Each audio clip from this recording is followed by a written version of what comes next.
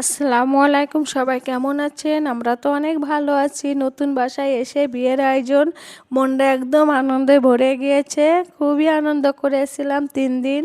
3 দিন রাত্রে তারা আমাদেরকে ছাদে অনুষ্ঠান করেছিল, মহিলাদের অনেক খেলা দিয়েছিল, খাওয়া দাওয়ার ব্যবস্থা করেছিল। তাদের মেহমানের সাথেও যে ভাড়াটিয়াদের একটা গুরুত্ব দিয়েছে, বিষয়টা আমার খুবই ভালো লাগছিল। এই বিয়ে ছিল আমাদের বাড়িওয়ালা ভাইয়ের, বড় ভাইয়ের ছেলের বিয়ে।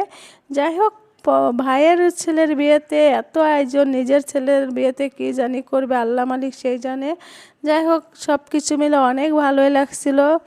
এখন চলে যাইতাছি নতুন বউ দেখার জন্য। দেখেন, রাজুকেও বিয়ে, রাজুকেও বাড়ি কত সুন্দর। এই ভাই আমার ভাইয়ের খুব ক্লোজ বন্ধু, এর জন্য বাসা ভাড়া আমার অনেক কম নিয়েছে। যাই হোক, নতুন বউটাও ছিল অনেক সুন্দর, দেখে চলে যাব এখন ছাদে। দেখেন ছাদটাও কত সুন্দর করে সাজিয়েছে, সব কিছু মিলে একদম অন্যরকম একটা পরিবেশ ছিল। আমরা এখানে অনেক রাত পর্যন্ত থাকছি, 3 দিন যাবৎ। রাত 1টার সময় বাসায় যাইতাম। আজকে আমার মনটা একটু খারাপ ছিল। আমার স্বামী যান আমাদেরকে রেখে চলে যাইতাছে আবার ঢাকায়, এখনই রওনা দিয়েছে। তাই আমি দৌড়িয়ে চলে আসছিলাম একটু ছাদে, তাকে যদি একটু দেখা যায় ছাদ থেকে রাস্তায়, কিন্তু তেমনভাবে দেখা যায় নাই লাইটিংয়ের জন্য। ভাইজান তোর বাবাকে ডাকছিল বাবা বাবা বলে, কিন্তু সে শুনতে পেয়েছিল, কিন্তু লাইটিংয়ের জন্য দেখা যায় নাই। দেখেন কত বড় সড়ো একটা ছাদ, কত শতাংশর উপরে বাসাটা করা আমি জানি না। ওই যে ভাইজানের বাবা যাইতাছে।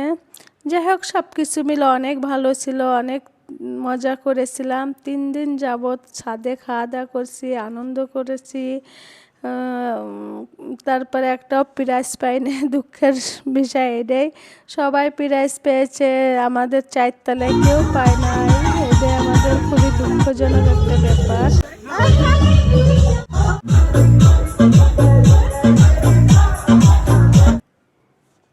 এটা ছিল আমাদের বিয়ের প্রথম রাত। এই রাত্রে আমাদের খাওয়া দাওয়া দিয়েছিল গরুর কালা ভুনা আর চর্বি ডাউল আর দই। যা খেয়ে দিয়ে ঘুমিয়ে পড়েছিলাম রাত্রে এসে। পরের দিন সন্ধ্যায় আবার চলে গিয়েছিলাম বিয়ে খাবো, গিফট একটা কিছু দিতেই হবে। দিতে চেয়েছিলাম টাকা, কিন্তু সবাই দেখি গিফটের ব্যবস্থা করেছে, তার জন্য গিফট নিয়ে আসছি।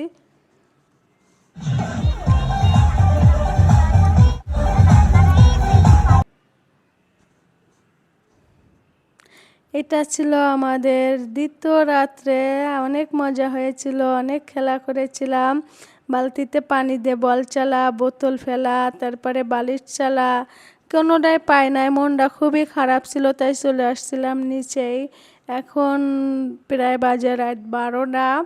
এই দেখেন কত আয়োজন চলতেছে। এখানে ছিল অনেক মুরগি, অনেক চিংড়ি, আর একটা ছাগল ছিল, আর গরু জবাই দিয়েছে তাদের গ্রামের বাড়িতে। এখানে নোংরা হয়ে যাবে, তার কারণে মনটা ভীষণ খারাপ। একটা প্রাইজ কেন পালাম না, তারপর সবার আগেই যেন উঠে যায়। আমার কপালটাই এমনই, দেখেন না ভিডিও ছাড়ি তাও ভাইরাল হয় না, একটাও কেউ দেখে না। আমার ভিডিও দেখে সবাই একটু আমার পাশে থাকবেন, দোয়া করবেন। পরে চলে গিয়েছিলাম ছাদে। আজকে খুলনা থেকে ড্যান্স পার্টি নিয়ে আসছে, ওইখানে আজকে অনেক গান বাজনা হবে, তারপরে খাওয়া দাওয়া হবে। সব কিছু মিলে ভিন্ন রকম একটা আয়োজন ছিল। এখন একটা গভীর রাত, এই যে আমি এখন চলে যাইতাছি ছাদে।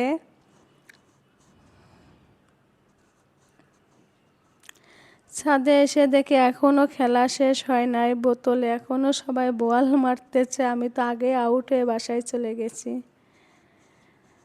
এই যে ড্যান্স পার্টিরা নাচানাচি শুরু করে দিয়েছে।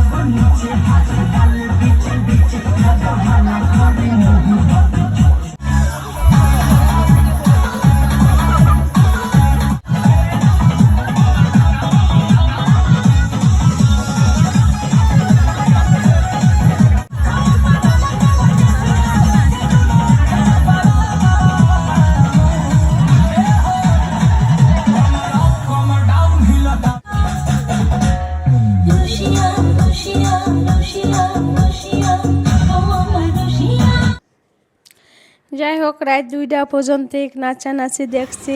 এখন খাওয়া দাওয়ার পালা। আজকে দিয়েছিল মুগ ডাউল দিয়ে খিচুড়ি ভুনা আর গরুর মাংস ভুনা। রান্নাটা খুবই সুন্দর হয়েছিল। খাওয়া দাওয়া করে চলে আসছিলাম বাসায়। এটা ছিল পরের দিন দুপুরে বউ ভাতের অনুষ্ঠান। এই যে গিফট, যতটুকু পারছি ওই সমর্থন অনুযায়ী কিনেছি।